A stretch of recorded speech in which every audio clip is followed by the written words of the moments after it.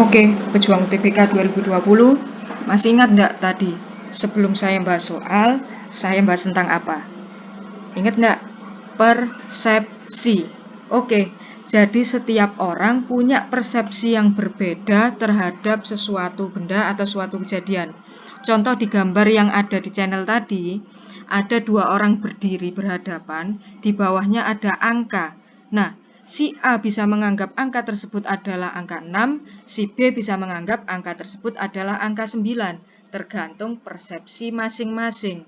Begitu juga soal UTBK TPS penalaran umum yang sudah saya bahas tadi. Nah, pengen tahu kan? Oke, saya beritahu. Nah, tadi di langkah saya yang pertama, saya bilang kan, ini saya buat langkah ketiga. Nah, saya bilang kalau ini kan persegi, berarti sepertinya ada hubungan antara sisi yang atas yaitu 10 dan sisi yang bawah yaitu 5. Kemudian sisi yang samping ya hubungannya sama yang samping. Nah, gitu kan ya. Nah, sekarang saya beritahu bahwa ada orang-orang yang memiliki persepsi yang berbeda dengan saya. Nah, contoh, saya melihat persegi itu adalah bangun yang hampir mirip dengan lingkaran. Kenapa kok hampir mirip dengan lingkaran? Karena sudut totalnya 360. Lah, lingkaran telah muter, berarti persegi itu juga bisa muter. Maksudnya apa sih? Nah, gini. Jadi, saya tidak menghubungkan sisi atas dengan sisi bawah, sisi samping kanan dengan samping kiri, tapi saya menghubungkan sisi atas ke samping, samping ke bawah, bawah ke samping, bulat lagi ke atas. Artinya, yang saya cari informasi adalah hubungannya di setiap sisi. Nah, saya buat aturan pengurangan dulu. Kenapa kok enggak penjumlahan? Karena yang saya lihat di dalam kotak itu angkanya semakin kecil. Kalau saya jumlah, nanti angkanya semakin besar. Jadi saya kurangi aja. Contoh, 10 sama 7 saya kurangi. Hasilnya berapa? 3 kan? Oke, saya lanjut. 7 ke 5 saya kurangi. Hasilnya berapa? 2. Oke, lanjut. Nah, yang ini kalau saya kurangi, jangan 5 kurangi 12. Ya 12 kurangi 5. Hasilnya berapa? 7. Oke, lanjut lagi ke atas. 12 dikurangi 10 hasilnya berapa? 2. Nah, kemudian cari keunikan atau pola dari soal yang sudah kalian kerjakan. Saya beritahu apa keunikannya.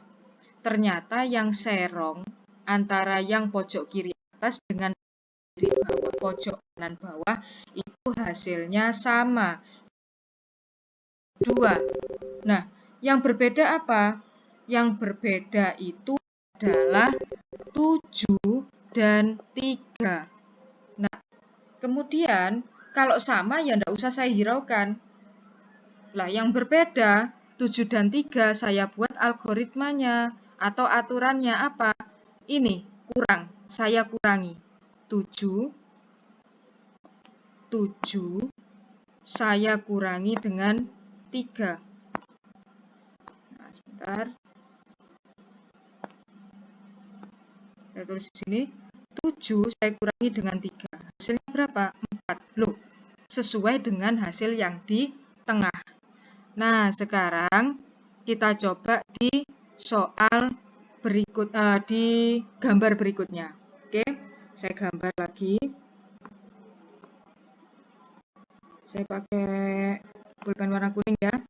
20, 24, 14, sama 10. Saya buat algoritma yang sama dengan tadi. Saya kurangi. 20 dikurangi 14 hasilnya 6. 14 dikurangi 10 hasilnya 4. 10 sama 24 kalau dikurangkan. 24 kurangi 10 hasilnya 14. Kemudian 24 dikurangi 20 hasilnya adalah 4. Nah, sama kan? Oh, ternyata yang serong ke sini hasilnya sama. Nah, berarti aturan kita benar. Oh, ini juga sama. Berarti caranya tadi diapakan? Dikurangi. 14 dikurangi 6. hasilnya adalah 8. Nah, hasilnya juga yang C kan? Nah, berarti gimana? Berarti apapun hasilnya, bagaimanapun apapun caranya, persepsi kita yang beda, bukan hasilnya yang berbeda. Jadi kalau saya mikirnya seperti ini, belum tentu langkah yang kalian buat juga sama dengan apa yang saya buat. Tapi nanti hasilnya pasti sama. Oke?